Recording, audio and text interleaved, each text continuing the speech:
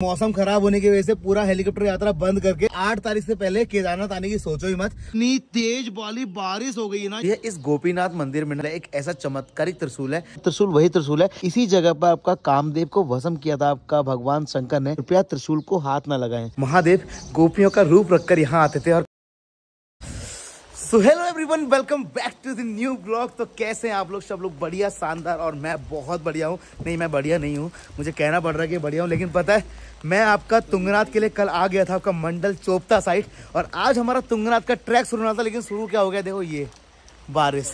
और कल रात मैं यहाँ रुका था इस PWD भवन के अंदर, और मेरे साथ मेरे सारे यार दोस्त यहाँ रुके हुए थे। लेकिन अभी हम निकलने वाले थे तुंगनाथ के लिए, और आज सुबह सुबह ही भाई इतनी खतरनाक बारिश हो गई ना। और मैं बारिश में क्यों भीग रहा हूँ पता नहीं, आपको बताने के लिए बारिश होगी, बारिश में भीग रहा हूँ। भाई इतनी तेज वाली बारिश हो गई है ना यहाँ चोपता गुप्तेश्वर तुंगनाथ साइड में, कि हमारा पूरा प्लान खराब कर दिया है। हमारा प्लान था कि आज हम तुंगनाथ की चढ़ाई करके ना आ जाएंगे वापस, लेकिन अब ना मुझे सब कुछ बहुत मुश्किल और नामुमकिन सा लग रहा है।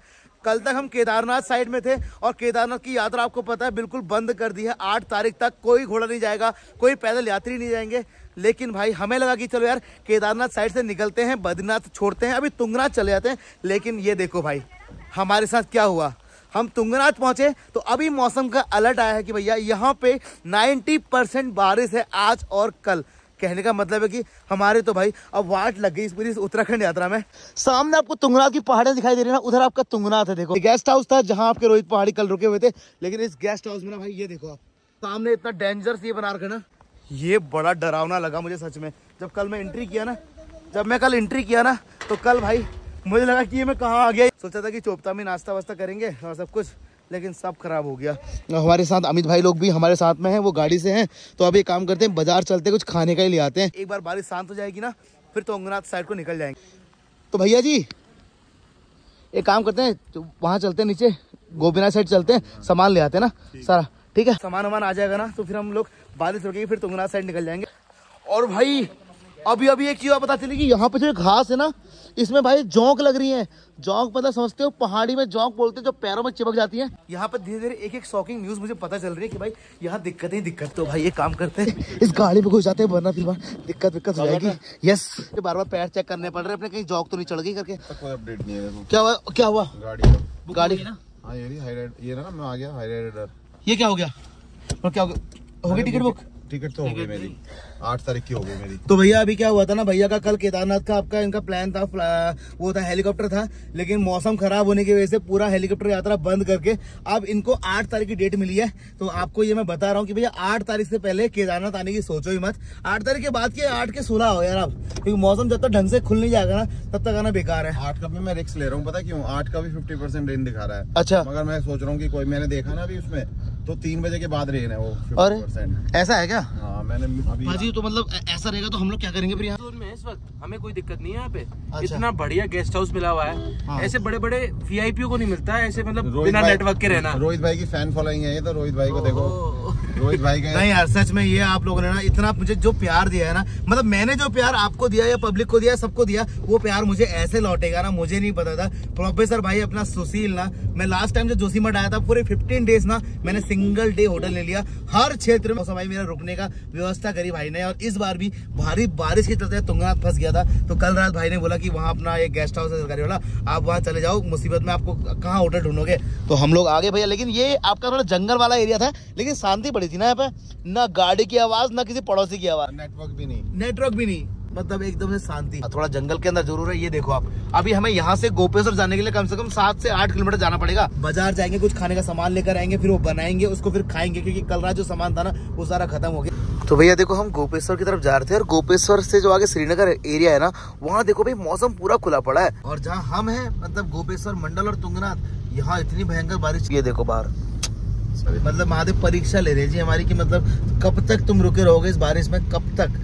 तो भाई जी ये लो, हम आपका गोपेश्वर पहुंचने वाले हैं, और यहाँ तो मौसम बिल्कुल खुला हुआ है। देखो यार, हाँ हम रहेंगे वहीं बारिश होगी क्या?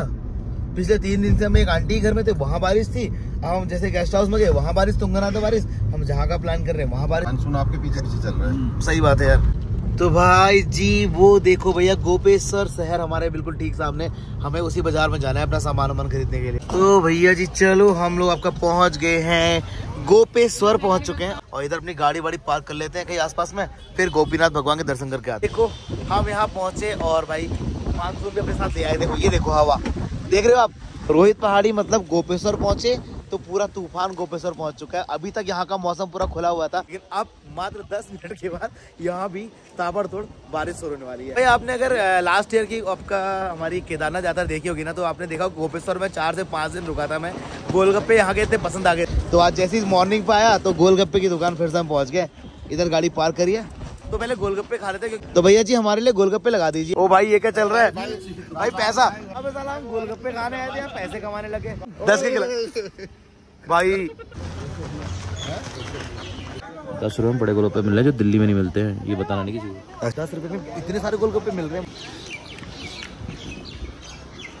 पता है मैं ना अभी क्या कहते हैं लाइन पे लगा हुआ था, मेरा नंबर नहीं आता। मैंने कहा सबको खिला दो, उसके बाद मुझे अलग से खिलाओ। तुम पे दही नहीं हुई है शाम का? मैंने सोचा मैं तो लास्ट है ठीक है भैया, लास्ट। Okay done. एक मारो एक के बाद एक खा लिया। पानी कहाँ गया मेरा? ये पानी तो मेरा है। अब लगा कि कुछ खाया भैया। तो भाई जी थैंक यू सो मच। थके तो नहीं? चलो भाई हम 170 रुपये के हमने आपका पानी पूरी खाई है, मतलब कि 170 रुपये की पानी पूरी एक बार में। और 10 रुपये में 6 या 7 पानी पूरी खिला रहा था बंदा। बट कोई नहीं, अब थोड़ा सा राहत मिलेगी। चल रही है, चलते हैं दर्शन करके आते हैं। बाकी भगवान जी ने कभी नहीं कहा ऐसा कि भूखे प्यासे आओ मेरे पास।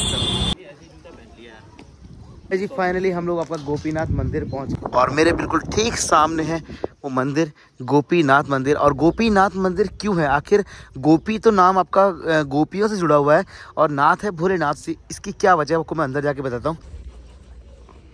तो ये है बिल्कुल मेरे ठीक सामने गोपीनाथ मंदिर। और ये गोपीनाथ मंदिर वही है जैसे ना जो केदारनाथ की डोली होती है वो ऊखीमठ से निकलती है और आपका केदारनाथ पहुंचती है, वैसे ही आपका रुद्रनाथ जो है ना आपका जो पंच केदार में से एक है, तो वैसे सबसे टफ ट्रैक है रुद्रनाथ। तो उनकी डोली जो है वो आपका गोपीनाथ महादेव से भी निकलती है, इसी गोपीनाथ मंदिर से। अभी 6 महीने के लिए आपका रुद्रनाथ महादेव इस गोपीनाथ मंदिर में निवास करते हैं। 6 महीने के लिए वो आपका निवास करते हैं रुद्रनाथ में। जो आपकी डोली यात्रा मेरे ख्याल से 20 या 22 तारीख के आसपास है, उसके दर्शन तो आपको मैं कराऊंगा ही कराऊंगा, क्योंकि इस बार मैं उत्तराखंड की यात्रा पे हैं आपके रोहित पहाड़ी। तो आपका जितनी पंच केदार, पंच प्रयाग और जितने भी आपके संगम है ना, उन सबके दर्शन कराएंगे।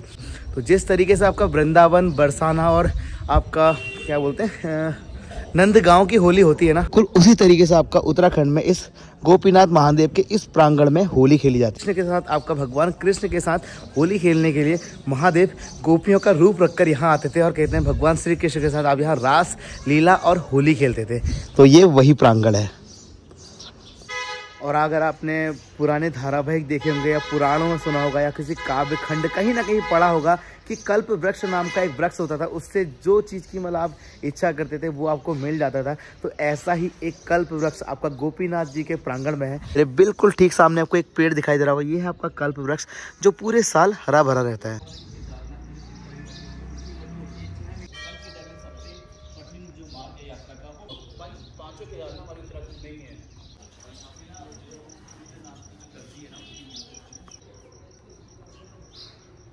तो भैया जिस प्रकार आपका केदारनाथ के कपाट 6 महीने बंद रहते हैं और 6 महीने खुले रहते हैं, 6 महीने केदारनाथ भगवान की पूजा आपका ऊखीमठ में होती है और 6 महीने आपका केदारनाथ धाम में होती है, ठीक उसी प्रकार रुद्रनाथ जी का भी 6 महीने उनकी पूजा आपका गोपीनाथ में होती है और 6 महीने रुद्रनाथ में। ठीक भैया इस गोपीनाथ मंदिर में ना एक ऐसा त्रिशूल है, एक ऐसा चमत्कारिक त्रिशूल है जिसके बारे में बताते हैं कि जब भगवान शंकर तपस्या में लीन थे ना, जब आपका उनकी तपस्या भंग करने के लिए आपका बोलते हैं कि कामदेव आए थे और उस कामदेव का भस्म किया था। मैं ये तो नहीं कहता हूँ कि ये वाला त्रिशूल वही त्रिशूल है, लेकिन बोलते हैं कि इसी जगह पर आपका कामदेव को भस्म किया था आपका भगवान शंकर ने।